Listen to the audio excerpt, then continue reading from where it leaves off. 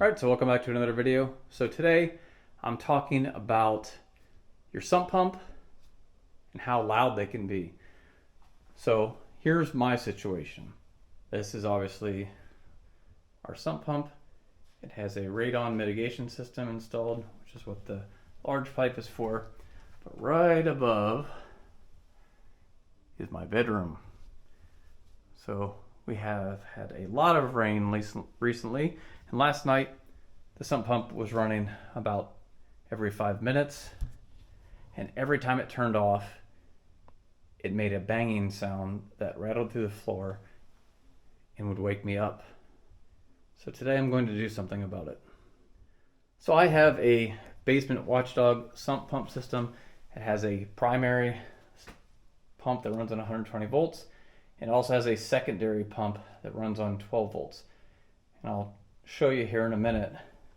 But basically they have two outlets that come together inside of the sump pit, and they come out on this single 1.5 inch pipe, and they go out through the wall. So the first step to reducing noise is just to make sure your pipe's secure. So if this is banging against anything, if it's loose going through the wall, that can make a lot of noise.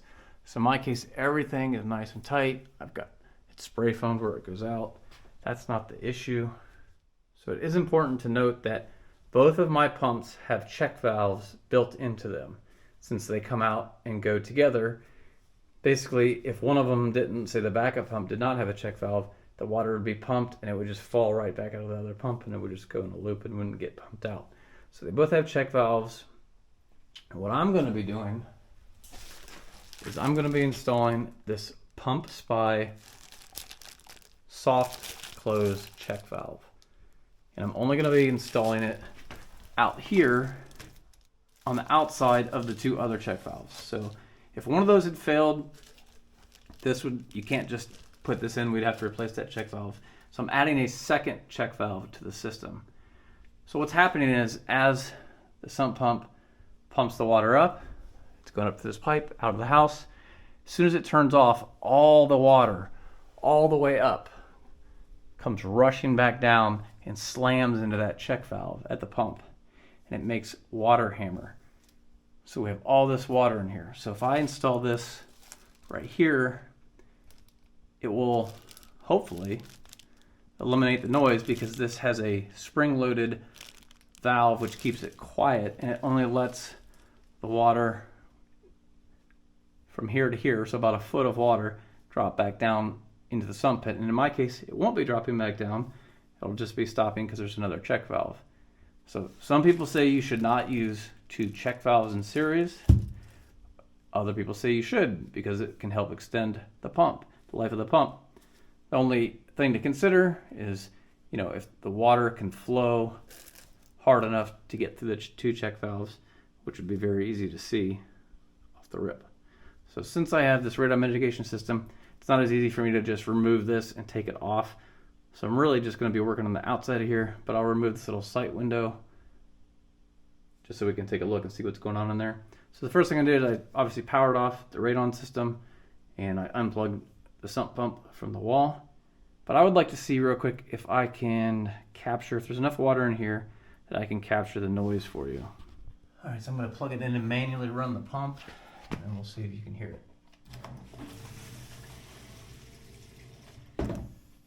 So you heard that right there. I'm not going to do it again since I got most of the water out, but it made like a kunk sound, and that's what is keeping me up. So that's what we're trying to eliminate. All right, so hopefully you can see, kind of gross in there, but we've got two pipes that come together into the one. Got our secondary 12 volt pump there for if this one fails or can't keep up. I already have this, you can see this coupling here, which is going to make life a little bit easier. But what I'll be doing is cutting a section of pipe out for this to fit. And the easiest way to do that is, figure if that's right there. I'll just show you in a minute when I get this out of here. But what you need to be ready for now is, when I remove this, all that water from here all the way to the ceiling is going to come rushing out. So if this lid was removed, which is what I would recommend you do first, if you can kind of move it out of the way, that'll catch all the water just going right back down in there. But just be prepared for all that water to come out, because this pipe is full of water, which obviously I have to also make a cut. I recommend one of these cutters. I'll have a link in the description to all this stuff. These make life really easy. If you just try to use a saw, you know, you get pipe everywhere. This just goes through there like butter.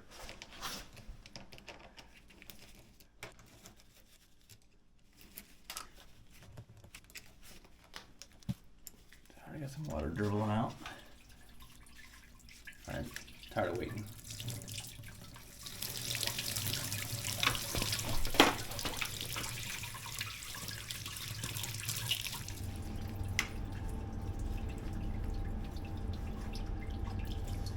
And there's still water, you know, up to this point here. All right, so I've taken the rubber connectors off, because this will allow us to see how much we need to take out. But basically, if you were cutting a fresh pipe, you would just mark right near the top of this. It's okay if it's a little bit higher, but you want it as close as possible.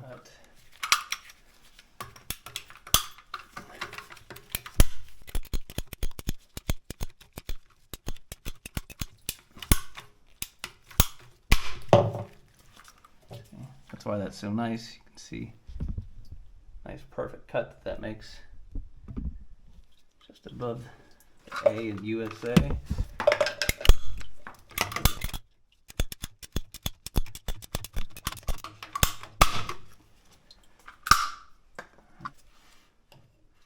Obviously that fits in between the two. Made it a little difficult for myself in this case, but we'll get it. Bottom one. Make sure you get your rings on there. I'll just slide this all the way down.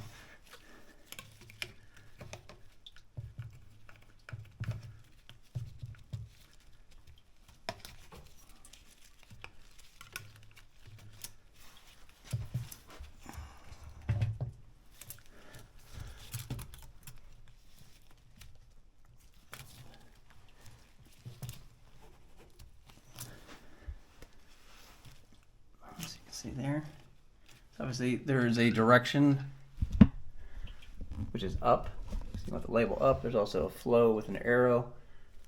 Make sure that's matched up correctly. And now what we'll do is we'll just kind of get these clamps put in place, tighten them down.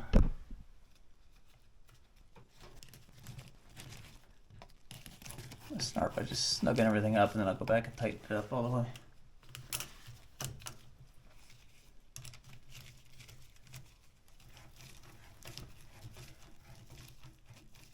Alright, so now I'm going to just manually plug it in, some water in there, and we're going to see if it makes the clanging noise. And we're going to check for leaks.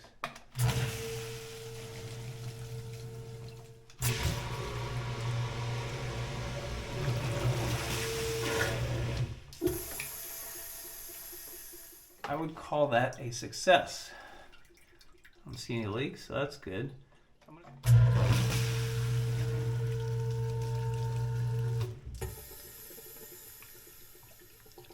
Yeah, that did it, folks.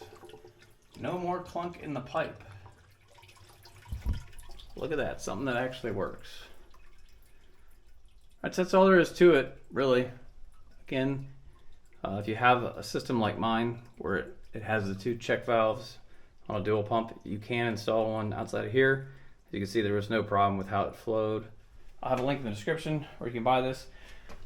There are different brands of this, so you know, this is just the one that I was able to get next day on Amazon. It had a lot of really good reviews.